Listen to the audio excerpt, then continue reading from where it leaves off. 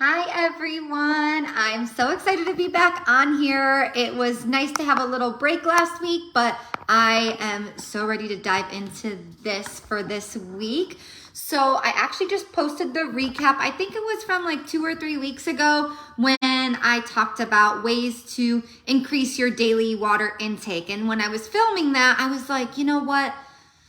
People need to probably have a better understanding about hydration as a whole, not just water. So I was like, you know what? I'll do a mini training on that. And I ended up doing it today. So a lot sooner than I thought, but I'm kind of hoping while the topic's still fresh in your mind that you want to deep dive a little further. Stay tuned because this one's for you. So, okay. I have a little outline here and I think I like the flow, but if I kind of beep up around, don't hate me, okay? So here we are. Step one, of course, I'm gonna sound like a broken record, but you wanna make sure you have a solid base first regarding your hydration. So don't like crack up and go out and get all these crazy supplements or anything like that if you're not even drinking water first. It's like when someone comes to me and tells me like, what macros should I be having? And they're not even eating a vegetable. I'm like, okay, let's start with the basics. Step one, make sure you have a solid base. So I won't reiterate like what I covered the last time we talked about how to get more water in. If you want, you can catch that replay on the YouTube page or in this group. But I think that that's important to always talk about having that solid base first, so that now that when we build or add anything new or different, we can know if it's working and we can always like fall it back on our base if it doesn't work. So step two, making sure you're replacing electrolytes accordingly. So what the heck does that even mean? So electrolytes help maintain an adequate hydration and an appropriate like pH levels in the body. So they keep everything balanced in that way and really help with that. So what are some examples of electrolytes? So you've probably heard of these things, but maybe didn't know they were classified under it. So again, just going back to the basics here for those people, they include sodium, calcium, magnesium, chloride, phosphate, potassium, bicarbonate, and NaCl. So those are just all examples. I think that's important to know too, because it's nice. A lot of the macro tracking apps, you can track some of that, or at least pay attention to on the nutrition label at the very least, which I think is important to understand what each of those things mean. And maybe I can do a mini training on the label itself. So see what happens when I start these things. They just like keep flowing. So I love that. Okay, so we know what electrolytes are, why we need them. And if you're unsure of like what pH levels even mean, basically that's just having a balanced pH level helps the body and your organ systems function properly and perform necessary tasks like oxygenating the blood and digesting food. Sorry, folks. I took notes so I didn't like forget, but I want you to know some of these things because I think if you understand the why, applying new things and creating new habits are so much easier because you understand how important they are. So if doing something will help you digest your food and get things functioning properly, it's like, why not do it, right? So what does it mean if your pH balance is off? Well, some things might not function as efficiently.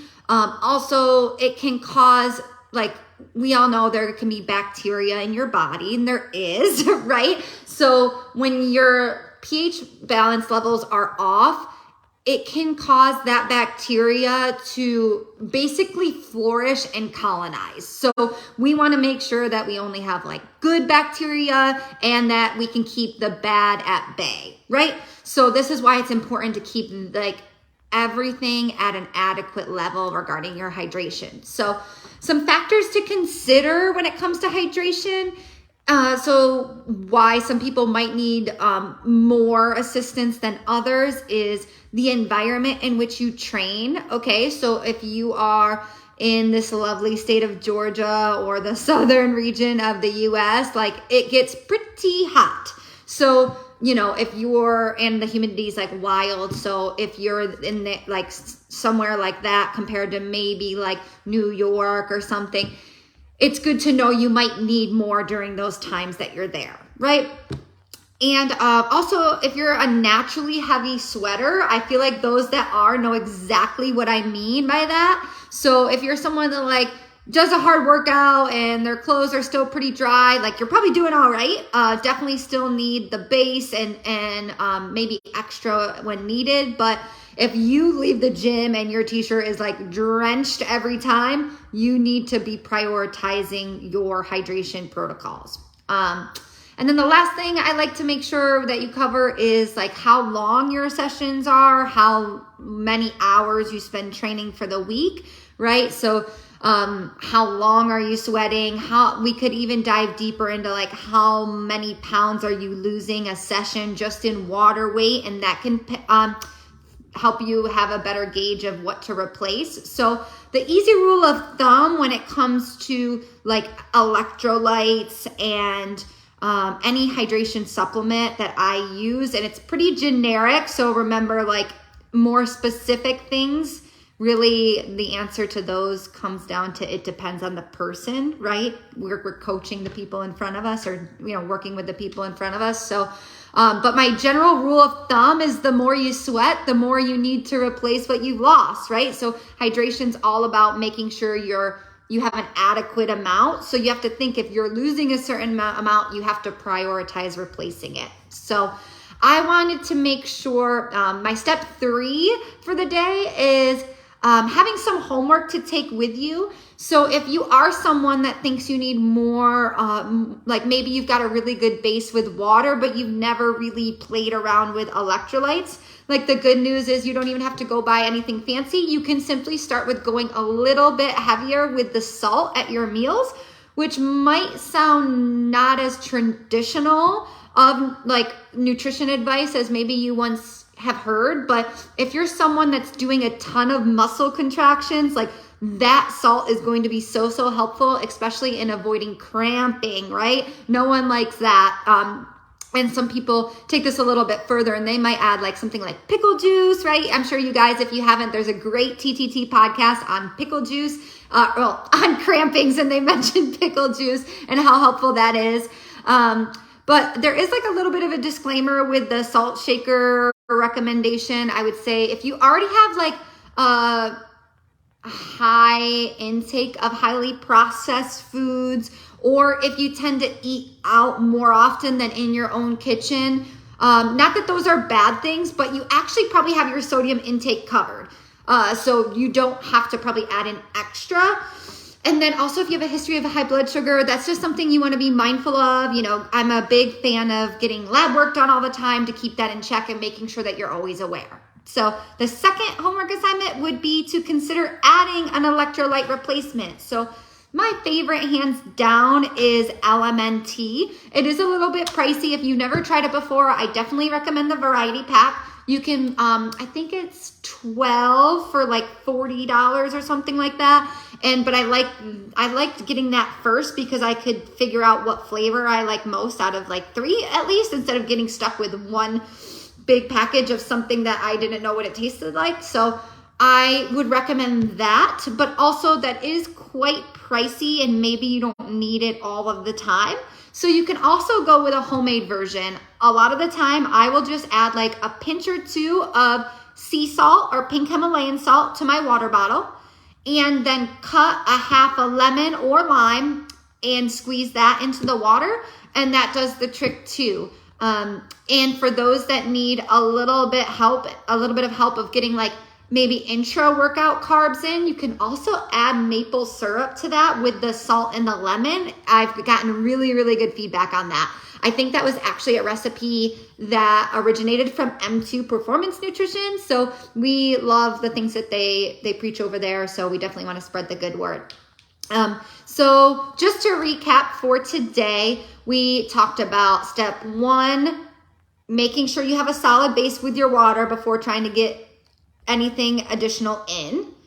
And then 2, replacing electrolytes accordingly. So you learned why, what they do for us, what kinds there are, and factors to consider about how to implement them and when you might need more or less. And then step 3, the 2 homework assignments to kind of, I guess I call them homework, but really things to take with you. So going a little bit heavier with the salt shaker at your meals, if appropriate for you. Same with considering an additional electrolyte replacement. There are some other couple ones out there that I didn't mention, like Noon or liquid IVs. And it's really about finding one that fits best for you and experimenting with the timing. The timing is a whole nother subject. I always tell people, because to be honest, in my experience with working with others, it's really about a preference and what their body can handle. So some people don't like drinking it during, but after they really enjoy it, or before they do something, they also enjoy it too. But then I have other people that sip on it throughout their workout and it's no problem. So it's really just trying it and doing it consistently and seeing if it works or not, and then switching it up. So I would recommend doing that and not trying it with anything else new. Do that one thing new and see if it works before you try to change it up. In either the caption or in a comment, once I upload this video, I have written a Morning Chalk Up article on hydration 101 and why it matters, how to do it right kind of thing. And it covers a lot of the things that we talked about. And there is a feature with 8 times CrossFit Games athlete Travis Mayer and an insight about him, which I think was really cool. So I will provide that, like I said, either in the comments or the caption, wherever I can put it easily. And then I think you guys should be all set for this week. Thank you so much for tuning in if you did. And if you didn't get to catch it live and you catch the replay, just leave me a comment at the bottom or on the YouTube video that on the upload that you watched it. I would love to hear it. And if you ever have any feedback on these, please share. If you feel more comfortable, a DM is highly recommended. But I will take any feedback. I appreciate you guys so much. I hope you have a great rest of your Thursday.